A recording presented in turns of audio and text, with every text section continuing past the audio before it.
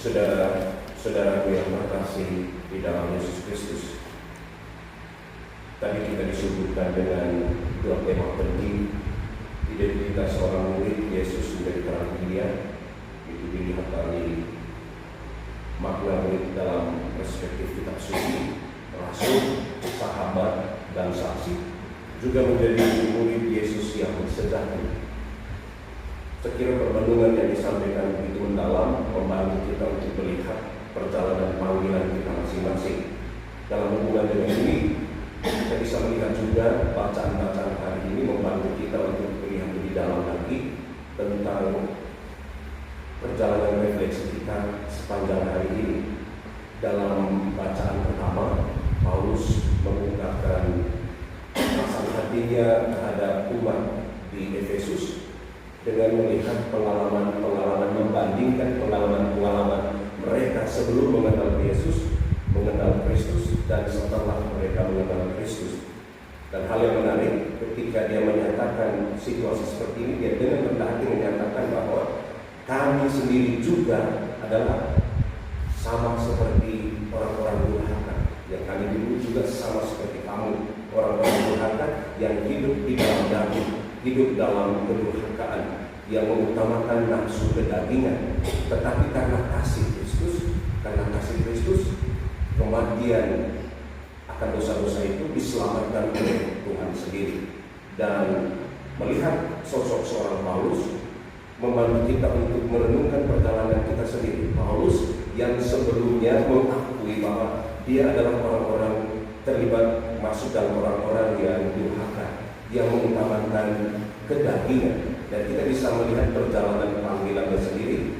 Ketika berjumpa dengan Kristus, dia mengalami satu proses transformasi yang begitu dalam, menjadi pribadi yang mengutamakan Kristus, mewartakan Kristus di dalam perjalanan hidupnya, dan dia benar-benar menjadi pewarta, menjadi sahabat, menjadi saksi. Dan kita bisa dengar apa yang dikatakan dalam bacaan lain. Setelah mengenal Kristus, apa yang di belakangku itu merupakan satu kerugian. Dengannya berjumpa akan Kristus, membantunya untuk semakin rendah hati, untuk mengutamakan Kristus dan membawa semua orang kepada Kristus. Dalam hubungan dengan ini, saya mengingat akan perjalanan panggilan pendiri kita, Santo Ambrosius Jansen, yang dalam proses mendirikan 3 tarekat misi bukan seperti membalikkan telapak tangan. Ada pergulatan yang mendalam dalam dirinya untuk mencoba mendirikan 3 tarekat misi dengan keadaan dirinya yang terbatas.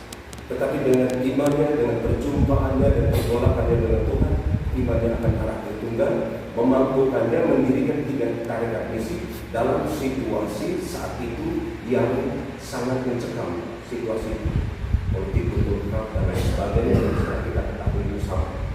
Dan sebagai pribadi, ketika menjadi seorang imam dan diberikan tugas-tugas yang dipercayakan kepada saya melihat berdasarkan pertanyaan-pertanyaan refleksi tadi, justru tugas-tugas yang diberikan itu bukan membuat saya menjadi orang yang lebih besar, yang lebih luar biasa, tetapi saya bertanya diri, adakah tugas-tugas yang diberikan kepada saya ini memampukan saya untuk menunjukkan diri saya sebagai seorang SPD yang sejati, seorang SPD yang mewartakan pewartaan itu dengan tugas-tugas yang dipercayakan kepada saya.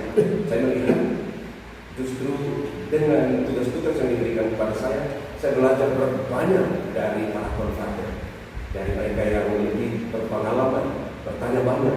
Tetapi juga dalam situasi tertentu ada pengalaman-pengalaman keterbatasan, pengalaman manusiawi saya yang masih berjalan bersama dengan perjalanan kepemimpinan. Karena itu permenungan kali ini membantu saya untuk semakin mengerti bagaimana menjadi seorang pewarta, menjadi seorang sahabat, dan juga menjadi seorang saksi. Dan poin yang paling penting, yang paling utama, saya kira pengenalan akan Tuhan.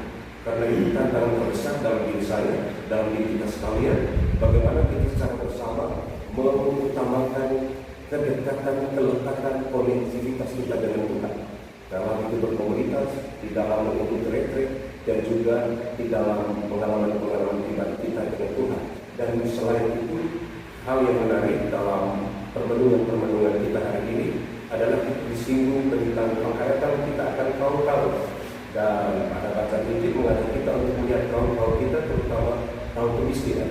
Apakah kita mengejar kekayaan atau kita melakukan tindakan-tindakan yang selama ini kita buat itu untuk mengutamakan kepentingan komunitas, kepentingan misi kita, atau lebih pada untuk mencari kemegahan diri.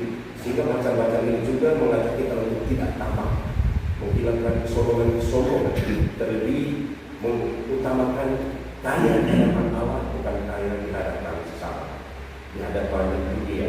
Karena itu baiklah kita merenungkan renungan yang diberikan kepada kita hari ini untuk masuk lebih dalam lagi sudah sejauh mana kita menjadi misionaris SPG yang adalah pewarta, yang adalah sahabat, yang adalah saksi. Sudahkah kita menjadi pewarta yang baik, yang mengutamakan pewartaan Kristus, yang mewartakan harga diri kita sendiri?